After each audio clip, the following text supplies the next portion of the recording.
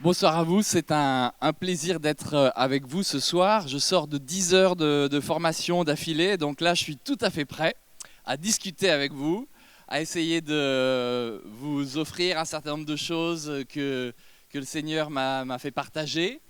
Et quand on a travaillé sur cette soirée, j'ai compris que finalement les uns et les autres, vous aviez cette préoccupation qui est au cœur des préoccupations d'Alpha, qui est d'annoncer la bonne nouvelle à un maximum de personnes. Ça tombe bien, c'est exactement le projet, non pas que Alpha a fait pour vous, non pas que votre paroisse a fait pour vous, mais le projet que Jésus a fait pour vous.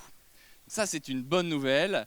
Vous commencez à être dans le genre de préoccupations qui sont les préoccupations de Jésus. Pourquoi c'est important ? Parce que très souvent, en notre siècle et sous nos latitudes, on constate que l'Église manque un petit peu de tonus. Je suis gentil même en formulant comme ça. Elle manque un petit peu de tonus, elle a une assez forte capacité à prêcher au banc vide. Il y a un pasteur parisien qui avait fait un sermon au banc vide. Si vous pouvez trouver ça sur Internet, c'est intéressant. Mes chers bancs vides, j'aimerais tant que vous soyez revêtus de paroissiens, etc. Bon, ça dure depuis un certain moment. Alors comment se fait-il que dans des tas d'autres pays du monde, il n'y ait pas besoin d'enseigner les gens dans des séminaires sur des méthodes de ci, de ça, des méthodes pour pouvoir évangéliser mieux. Et comment se fait-il que dans ces pays-là, les églises sont pleines, les églises se remplissent, et que nous, sous nos latitudes, alors qu'on a quand même des moyens non négligeables, les églises n'arrivent pas à se remplir. La différence, elle est assez simple, elle est dans le fait qu'une partie des chrétiens se souvient qu'il y a un Saint-Esprit, et puis une autre partie pense que ce Saint-Esprit est vraiment confiné à des toutes petites séquences de la vie de l'Église. En bon protestant réformé, j'ai appris à la faculté de théologie que le Saint-Esprit, son travail, c'est Calvin et Luther qui l'ont délimité, donc il a intérêt d'obéir, le Saint-Esprit doit interpréter les Écritures. Alors je me réjouis que le Saint-Esprit nous interprète les Écritures, parce que si les Écritures deviennent compréhensibles, c'est quand même une très bonne nouvelle. Très bonne nouvelle. Mais en même temps, j'ai eu l'impression que le Saint-Esprit à la Pentecôte avait été quand même un peu déployé pour être globalement plus que l'interprète des Écritures. Et je constate que dans les églises des pays où justement ces lieux se remplissent, eh bien, on n'a pas le même rapport au Saint-Esprit et on n'a pas le même rapport à l'autorité.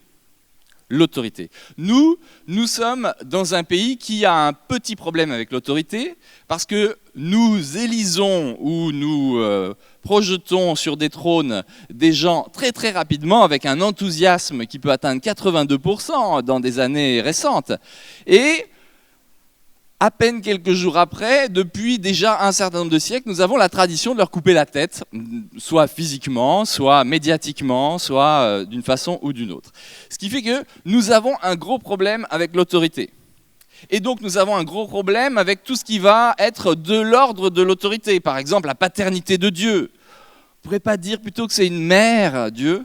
Ça serait mieux. Ça serait plus tendre, ça serait plus affectif. Les gens, ils ont besoin d'être aimés. Arrêtons de dire que Dieu est Père. Mais Jésus nous dit qu'il est Père. Donc on continue quand même à dire qu'il est Père, parce qu'il y a quelque chose qui se passe dans cette paternité de Dieu. Quelque chose d'assez important. Il y a une autorité. Et Jésus, ce fameux Jésus, qui a quand même eu comme titre d'être fils de Dieu, ce Jésus nous a dit, à la fin de son parcours terrestre, « Toute autorité m'a été donnée dans le ciel et sur la terre », Matthieu 28, « Toute autorité m'a été donnée dans le ciel et sur la terre. Allez et faites de toutes les nations des disciples en les baptisant au nom du Père, du Fils et du Saint-Esprit. » Vous avez entendu ça. Je ne pense pas qu'il y ait un seul baptême chrétien où ce verset n'est pas reproclamé. Donc, c'est un des versets que vous avez le plus entendu. Toute autorité m'a été donnée dans le ciel et sur la terre. Et nous, on est contents que Jésus ait l'autorité, mais maintenant, il est reparti près de son Père. Et il exerce son autorité depuis le ciel. Donc, nous, on attend gentiment la fin des temps. On essaye de garder sa place dans la paroisse, on essaye d'avoir un ministère, le ministère le plus développé dans nos églises, que vous soyez catholique, évangélique, etc., c'est le ministère de chauffer les bancs. Ouais. C'est un ministère qui s'exerce avec cette partie de votre être, et c'est un ministère auquel aspire un très très grand nombre de personnes, parce qu'ils sentent qu'il y a une implication en termes de témoignage qui est quand même très forte, très très forte. Et donc on aspire à des ministères puissants, comme le ministère de chauffer les bancs. Et on dit, mais du temps de Jésus, il se passait des trucs. Du temps de Jésus, les gens guérissaient. Moi, maintenant que je suis sous la règle de Calvin et de Luther qui me dit que l'interprète des Écritures, c'est le Saint-Esprit, le Saint-Esprit m'explique que, tu sais, c'était une métaphore. C'était une métaphore que Jésus guérissait les gens. En fait, c'est une façon de nous dire qu'il fait advenir le meilleur d'eux-mêmes en eux. C'est le Saint-Esprit qui me dit ça. C'est le Saint-Esprit qui interprète des Écritures pour moi. Mais écoutez, c'est pas ce que je vis en tout cas. C'est pas ce que j'expérimente et c'est pas ce que je constate que vivent les églises où plein de gens nouveaux viennent, plein de nouveaux chrétiens viennent. Ces gens, pourquoi est-ce qu'ils viennent ? Ils sont comme vous et moi, ils ont envie que des choses changent dans leur vie. Ils ont envie que des choses soient déplacées. Ils en ont marre de leurs problèmes. Ils en ont marre de la récurrence de certaines lois statistiques dans la lignée familiale. Ils en ont assez que ce soit Mammon qui tienne le pays.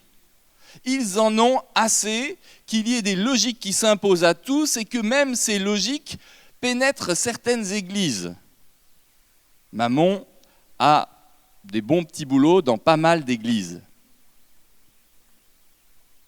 Ces gens en ont assez, ils veulent que ça change. Ils veulent que ça change pour eux. Ils sont malades, on leur a dit que Jésus guérissait, ils veulent rencontrer le Christ qui guérit. Ils ne veulent pas qu'on leur dise que c'est une métaphore. Et ils ne sont pas en attente d'avoir un langage New Age de développement personnel et de meilleure harmonie avec soi-même, etc. Ils veulent que leur vie change. Ils veulent que leur village change. Ils veulent que leur église change. Alors moi, vous savez, en ce moment, je suis jaloux des catholiques. Parce qu'avec un pape comme ils ont, sérieusement, on se dit, ça pourrait bien changer. Ça pourrait bien changer. Ah, il y a l'air d'avoir 2-3 catholiques dans la salle. On se dit quelque chose va peut-être changer, mais on sent que il n'y a pas que le pape et le Saint-Esprit qui sont actifs dans la bataille quand même. On sent que finalement le lien d'obéissance stricte à cette autorité papale est peut-être pas aussi linéaire, stable, et régulier, droit, immédiat que ce qu'on pourrait imaginer sur le papier. En théorie, ça va bien, mais on n'habite pas en théorie, on habite en pratique. Donc, en théorie, sur le papier, ça fonctionne, mais dans la pratique, ça sera plus difficile. Et ça sera plus difficile, pourquoi ? Parce que si nous connaissons les Écritures bibliques, nous savons que depuis le commencement du monde, depuis Genèse 3, il y a une bataille qui a démarré. Cette bataille, c'est que il y en a un qui essaye de nous sortir de l'allégeance stricte au Dieu créateur que nous appelons le Père, nous qui sommes chrétiens, à ce Dieu qui avait fait des projets de bonheur et non de malheur. Il y en a un qui essaye de nous mettre sous l'allégeance du serpent. Au lieu qu'on puisse marcher, il voudrait qu'on rampe et qu'on mange de la poussière. Et depuis longtemps, on se fait avoir. Et pendant des générations et des générations, le peuple de Dieu s'est fait avoir. Et à chaque génération, on a dit « Ah, Dieu peut tout, mais il ne se passe rien ». Ah Dieu, Seigneur, s'il te plaît, fais des choses. La plupart du temps, c'est pour dire fais-les à ma place. Moi, j'entends des gens, Seigneur, vraiment, envoie ton Saint-Esprit sur le pays pour que les gens connaissent l'Évangile. Ben non, arrête de prier si c'est ça. Pars, va témoigner.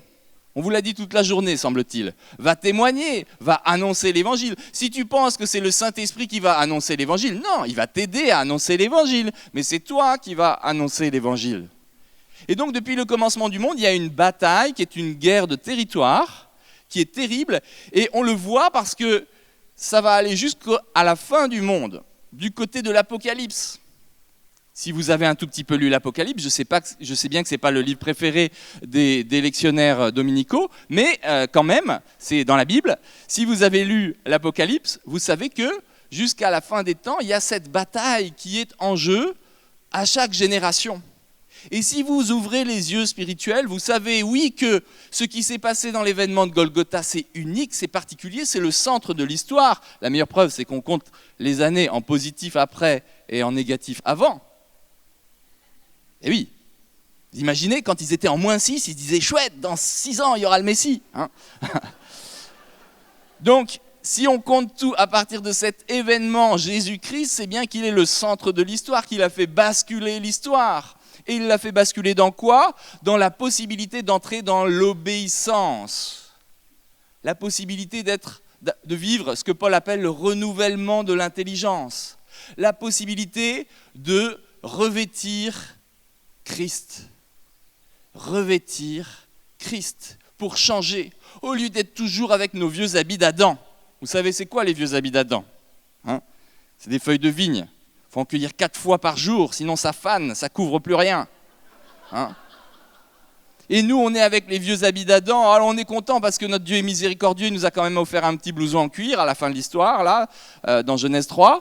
Mais ça ne suffit pas, ça ne couvre pas notre honte, ça ne couvre pas notre misère, ça ne couvre pas la médiocrité de nos individualités, de nos groupes, de nos églises, ça ne couvre pas assez. Ça ne couvre pas assez. Mais depuis que Christ est venu, la possibilité de réobtenir la victoire est là. Et les Écritures nous le disent, la victoire nous est acquise en Christ. Alors comment se fait-il, alors que nous pouvons revêtir Christ, que nous ne le fassions pas ? Nous disons au pasteur, revêtez Christ. Nous disons au prêtre, revêtez Christ. Mais tous ceux qui croiront et seront baptisés vivront des choses extraordinaires, nous dit Marc 16, 16. Tous ceux qui croiront et seront baptisés. Ce qui importe, ça n'est pas tant l'autorité de quelques personnes qu'on va mettre en avant, ce qui importe, c'est l'autorité du baptisé. L'autorité du baptisé, c'est quelque chose d'extrêmement puissant. Chaque baptisé est porteur de la plénitude, de la puissance de l'Esprit du Père et du Fils. Chaque baptisé a la possibilité d'exercer les mêmes choses que Christ avait vécues. Chaque baptisé est envoyé, relisez la finale de Marc 16, 16 à 20. Chaque baptisé est envoyé pour chasser des démons, pour purifier des lépreux, pour imposer les mains aux malades et qu'ils soient guéris. Chaque baptisé est revêtu d'une puissance qui fait qu'il pourra boire du poison sans être malade. Mais c'est incroyable! Quand vous appelez des gens à être chrétiens, vous les appelez à faire quoi ? À venir à l'aumônerie. Mais Jésus, il ne nous demande jamais d'aller à l'aumônerie. Quand vous appelez les gens à être chrétiens, vous dites, il y aura un truc sympa, ça s'appelle l'entraide diaconale, on va donner des boîtes de haricots aux pauvres. Ben super! Mais Jésus ne nous appelle pas à ça. Enfin si, mais il faut faire des miracles. Il ne faut pas aller chez ED pour les boîtes de haricots. Parce que le but de tout ça, le but de tout ce que fait Jésus, c'est de glorifier l'Éternel. Ce n'est pas de se faire du bien à nous. Et pour glorifier l'Éternel, il faut qu'il soit objectif que c'est l'Éternel qui est intervenu. C'est l'Éternel qui a fait des choses. Qu'est-ce que les gens admiraient dans les apôtres ? Ce n'était pas la personne des apôtres. C'était le fait qu'ils puissent être utilisés par le Saint-Esprit. Le fait qu'ils soient revêtus d'une autorité particulière. Alors je voudrais vous lire un texte qui est dans la Bible, qui est dans l'épître aux Colossiens, au chapitre 2. Je vous lis à partir du verset 6. « Ainsi donc, comme vous avez reçu le Seigneur Jésus-Christ, marchez en lui, étant enracinés et fondés en lui, et affermis par la foi, d'après les instructions qui vous ont été données, et abondez en actions de grâce. Prenez garde que personne ne fasse de vous sa proie, par la philosophie ou par une vaine tromperie, s'appuyant sur la tradition des hommes, sur des rudiments du monde et non sur Christ. Car en lui habite corporellement toute la plénitude de la divinité. Vous avez tout pleinement en lui, qui est le chef de toute domination, de toute autorité, etc., etc. En Christ, nous avons tout. Nous avons déjà tout. Nous n'avons pas à espérer un temps meilleur. Nous avons déjà tout, mais nous ne nous saisissons pas de cela. Nous ne nous saisissons pas de notre autorité de baptiser pour aller à l'encontre de celui qui veut nous faire entrer sous l'allégeance du serpent. Appelez ça comme vous voulez, il y a des milliers de déclinaisons, il y a des milliers de façons d'abandonner Christ, mais nous avons déjà tout, parce que tout était en lui, que toute autorité lui a été donnée, et que cette autorité, il nous l'a donnée à notre tour. Alors qu'est-ce que ça veut dire, revêtir Christ ? Vous savez, dans la Bible, il y a vraiment une théologie du vêtement. J'évoquais la ceinture en feuilles de figuier, j'évoquais aussi le vêtement de peau de bête d'Adam et Ève, qui a signifié le pardon de Dieu, puisque c'est l'Éternel lui-même qui l'a fabriqué. Il y a toute une théologie du vêtement, et on arrive à cette proposition du Nouveau Testament, principalement de l'apôtre Paul, de revêtir Christ. Il emploie ce terme très souvent, ou alors revêtir l'homme nouveau. Bref, il faut que nous acquérons une identité nouvelle, que nous devenions des créatures nouvelles, pas simplement des gens qui ont été globalement améliorés, qui sont gentils avec les vieilles dames et qui éduquent correctement leurs enfants en leur mettant un blouson Cyrillus, mais que nous soyons des gens qui transforment vraiment le monde, des gens qui se transforment le monde. Et un monde transformé, c'est quoi ? C'est un monde qui est réconcilié. Un monde transformé, c'est un monde où les malades ne sont plus malades. Un monde transformé, c'est quand les aveugles voient, quand les boiteux marchent droit. C'est ça, un monde transformé. Alors nous avons cette capacité-là, mais nous ne revêtons pas vraiment Christ. Nous préférons une conception beaucoup plus intériorisée. Voilà, Christ en moi, Christ en moi, Christ en moi, Christ en moi, espoir de gloire. Nous espérons que Christ va être en nous, qu'il va être content parce qu'il fait chaud, puis on va garder notre petit Jésus comme ça. C'est Noël tous les jours. Le petit Jésus est bien là dans la maison, et il est tranquille, et au moins il est petit, il ne parle pas, il ne dérange pas, il ne va pas renverser les tables d'échangeurs, parce que quand même ça ne se fait pas. Donc nous préférons un petit Christ comme ça, bien manipulable, bien utilisable, plutôt que de revêtir Christ. Qu'est-ce que ça signifie se revêtir Christ ? C'est quand même pas très compliqué. Si vous êtes une personne lambda, mon frère qui est là devant, avec un pantalon marron et une chemise qu'avec la lumière dans la figure, je vois à peu près couleur Parme, c'est ça ? À peu près ? Bon, ce genre-là. Eh bien, mon frère tel quel, il a un badge qui lui donne peut-être une autorité s'il y a quelque chose de significatif marqué dessus, mais là, pour l'instant, ce que je n'en vois, c'est que son nom et son prénom. Il n'a pas une autorité particulière. Imaginez ce frère revêtu d'un haut bleu marine, d'un pantalon bleu marine et d'un képi bleu marine, avec derrière marqué P-O-L-I-C-E. Vous imaginez le type de profil. À ce moment-là, ça n'est plus, j'arrive même pas à lire ton prénom ici, Gilles, ah formidable, très bon prénom. Vous n'êtes plus Gilles, tout d'un coup, vous êtes l'État. Vous êtes l'État, vous êtes la force publique. Et alors que pour l'instant, avec votre badge, vous pouvez rendre service en donnant une bouteille d'eau à la dame qui est derrière, tout d'un coup, quand vous avez revêtu ce vêtement bleu, non pas que le bleu soit une couleur spécifiquement puissante en soi, mais tous les gens qui sont là comprennent un code, à savoir que vous êtes revêtus de toute l'autorité de l'État, et si vous dites « tout le monde sortez de la salle rapidement », eh bien, il va se passer un phénomène incroyable qui fait qu'une foule, comme celle qui est ici, va quitter la salle simplement parce que vous avez un blouson bleu. Vous voyez ce que je veux dire ? Il y a bien une réalité qui est liée aux vêtements. Si j'étais venu ce soir avec une blouse blanche et un stéthoscope, vous aurez dit, bon, c'est un témoin sur l'évangélisation en milieu médical. Voilà, ça me donnait une autorité. À la rigueur, une autorité pour la dame qui tombe dans les pommes parce qu'elle n'a pas assez mangé ce soir. Mais pas beaucoup plus, vous voyez. Alors, revêtir Christ, qu'est-ce que ça veut dire ? Si Christ est bien celui dont nous avons entendu parler par la bouche de l'apôtre Paul, celui qui a autorité sur toutes les autorités, Je ne parle pas des autorités liées à des institutions humaines. Quand Paul parle des autorités, il parle des autorités spirituelles, des choses d'en haut, des puissances qui sont dans le ciel. Il parle de ces choses qu'on peut appeler donc le serpent dans la Genèse, qu'on appelle le diable dans pas mal de textes de la Bible, qu'on peut appeler les démons, qu'on peut appeler des principautés, qu'on peut appeler des logiques de réseau, qu'on peut appeler, voilà, je ne vais pas donner des noms trop précis, sinon je vais avoir des procès, mais on voit très bien de quoi il s'agit, des gens avec un petit tablier, un compas, un gros neneuil, enfin voilà, des gens comme ça par exemple. Donc, j'en ai pas parlé, hein, mais donc des gens comme ça, des autorités, vous voyez, des choses qui sont entre le ciel et la terre et qui coupent la communication entre le ciel et la terre, alors que Christ est venu pour réconcilier le ciel et la terre et que rien n'a le droit de nous séparer de l'amour de Dieu manifesté en Jésus-Christ. Alors pourquoi est-ce que nous, on se laisse marcher sur les pieds par des trucs qui se sont mis entre Dieu et nous? Pourquoi, alors que on a un vêtement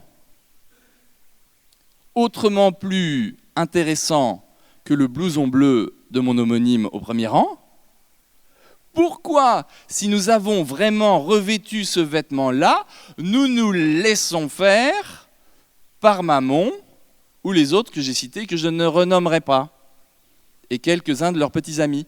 Comment se fait-il qu'il soit possible que nous nous laissions marcher sur les pieds par le diable alors que le diable a été vaincu? Nous avons autorité. Rien n'a le droit, Romains 8, 38, 39, rien n'a le droit de séparer quelque créature humaine que ce soit de l'amour de Dieu manifesté en Jésus-Christ. Vous l'avez connu, l'amour de Dieu manifesté en Jésus-Christ, sinon vous ne seriez pas un samedi soir dans la crypte de Saint-Honoré-des-Laux, sérieusement. Vous l'avez connu, l'amour de Dieu manifesté en Jésus-Christ. Rien n'a le droit de vous empêcher de signifier avec puissance, grâce à l'aide du Saint-Esprit qui vous a été donné à votre baptême et dans des expériences de spiritualisation massive, eh bien, rien n'a le droit de vous empêcher d'annoncer cet amour de Christ. Et quand vous rencontrez de l'opposition, qu'est-ce que vous faites? Vous dites « Ah, désolé de vous avoir dérangé ». Non, heureux de vous avoir dérangé. Heureux de vous avoir dérangé parce que l'ordre que vous êtes en train d'établir n'est pas l'ordre que le Seigneur veut pour ce pays. Autant que je me souvienne, en des temps un petit peu lointains, il y a des personnes qui ont dit que cette terre appartenait à Jésus-Christ. Est-ce que je le crois?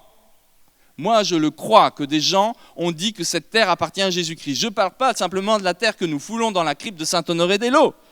Je parle de cette terre qui a été consacrée à Jésus-Christ, offerte à Christ, mais qui a été, entre-temps, offerte à bien d'autres choses, à la raison, à l'être suprême. On ne parle pas du Père de Jésus-Christ quand on parle de l'être suprême, hein? Offerte à l'arrogance des descendants des Gaulois, offerte à plein de choses, offerte à Mammon, sans cesse. Alors pourquoi est-ce que si cette terre a été offerte à Christ, nous tolérions qu'elle soit reprise et déposée sur d'autres autels que celui de Christ? Est-ce que vous n'êtes pas en colère quand vous voyez quelqu'un qui a donné sa vie à Christ, qui a reçu le baptême, qui s'est donné entièrement et qui revient à ses passions précédentes? Quand je dis passion, je pense même carrément à des spiritualités tout autres, à d'autres dieux, à des idoles muettes, quel que soit leur nom. Vous êtes en colère quand c'est quelqu'un de votre famille? Non, je pense, j'espère. J'espère que vous êtes en colère. Vous dites « Ah, chacun sa vie, chacun son chemin. Passe le message à ton voisin. On ira tous au paradis, toi et moi. » Mais c'est quoi votre théologie? C'est Michel Polnareff ou c'est Jésus-Christ? Quand quelqu'un a été offert à Jésus-Christ, rien n'a le droit de l'en séparer, sauf si les chrétiens ne font pas leur travail. Et aujourd'hui, en France, les chrétiens ne font pas leur travail. Les chrétiens ne font pas leur travail, ils ne se tiennent pas dans la prière sérieusement pour dire nous gardons ce pays pour celui à qui il a été offert. Une fois que c'est offert à Christ, Christ est l'autorité au-dessus de toutes les autorités. Quand quelqu'un qui est très loin en dessous dans la hiérarchie dit non, je reprends pour moi, non. Notre rôle à nous, c'est un rôle de police, justement. En tant qu'administrateur de la création renouvelée par Jésus-Christ, je vous signifie que vous n'avez pas le droit de reprendre ce que vous êtes en train de reprendre à Christ. Donc nous appliquons la loi. La loi, elle est écrite dans les Écritures bibliques. La loi, c'est que maintenant, la terre entière au Seigneur appartient. Psaume 24, si vous avez la numérotation protestante, donc c'est le 23 ou le 25 pour les cathos. Je ne sais plus. Ça appartient au Seigneur, c'est tout. Est-ce que c'est négociable ? Non. Alors bien évidemment, nous n'allons pas rentrer dans une guerre de type Intifada, Inquisition 2.0, Al-Qaïda au 16e islamique, mais nous allons rentrer dans une guerre qui est une guerre spirituelle. Une guerre spirituelle qui se passe à genoux, à savoir, nous voulons reprendre chaque personne pour Christ. Aujourd'hui, maintenant, tout de suite, dans le monde, il y a 2,5 milliards de chrétiens. 2,5 milliards de chrétiens. Il y a 7 milliards de personnes dans le monde. Si chaque chrétien amène 2 personnes à Christ dans les 10 jours qui viennent, Jésus est obligé de revenir.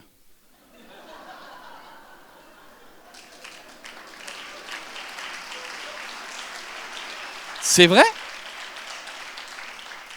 C'est pas une entourloupe comme il y a de temps en temps dans les journaux avec un système où finalement le bonimenteur vous a retourné les verres et puis vous savez plus où est la petite pièce sous le verre. Non, c'est mathématique et puis c'est quand même assez simple.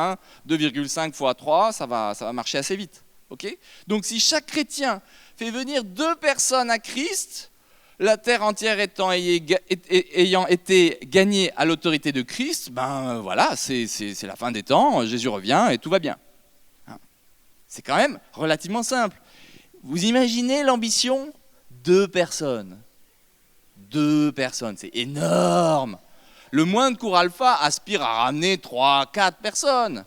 Mais il y a des cours alpha où on ramène 12 personnes. Et puis comme on le fait 2 fois, 3 fois, 4 fois, on en ramène peut-être 20, 25, 30. C'est énorme. 2 personnes par personne. C'est quand même pas la mort.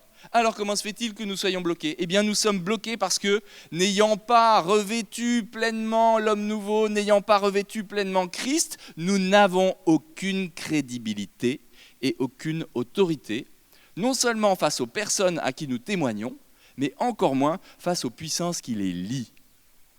Alors, eh bien, c'est maintenant l'heure pour les chrétiens de se mettre à genoux et de démarrer la vérité de ce combat qui a commencé il y a longtemps, mais qui a déjà été vaincu, qui a déjà été obtenu. Une victoire a été résolument obtenue à la croix de Golgotha, au tombeau vide, et elle a été signifiée et répandue de façon explosive à la Pentecôte. Est-ce que nous savons ces choses-là ? Nous les savons intellectuellement, mais manifestement, nous ne les savons pas spirituellement, puisque nous ne le vivons pas.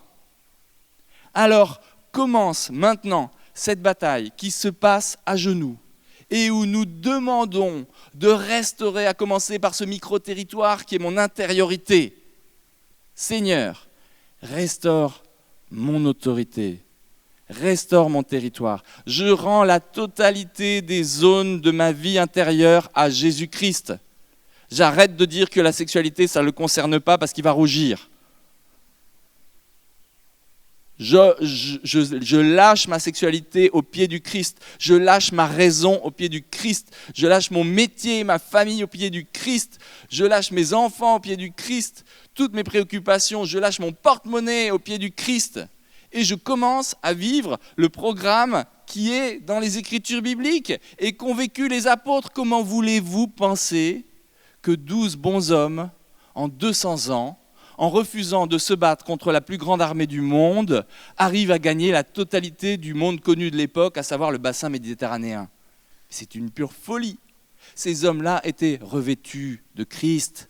Ces hommes-là avaient reçu la puissance du Saint-Esprit. Ces hommes-là avaient revêtu l'homme nouveau. Ils n'avaient pas de techniques qui viennent des États-Unis ou que sais-je encore. Ils n'avaient même pas de Bible parce qu'ils n'en avaient pas les moyens. Ils avaient revêtu Christ. Alors il est l'heure pour nous de revêtir Christ.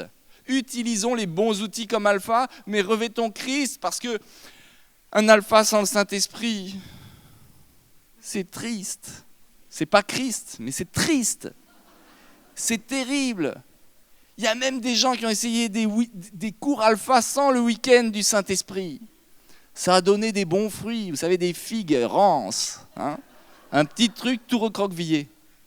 Je suis désolé, je suis cru, mais c'est la réalité. C'est la réalité. Et c'est ce à quoi le Christ nous appelle. Je vous enverrai un esprit, le consolateur, pour que vous puissiez faire ce que je vous demande de faire. C'est ça que dit Jésus. Alors est-ce qu'on va commencer ? On est en 2013.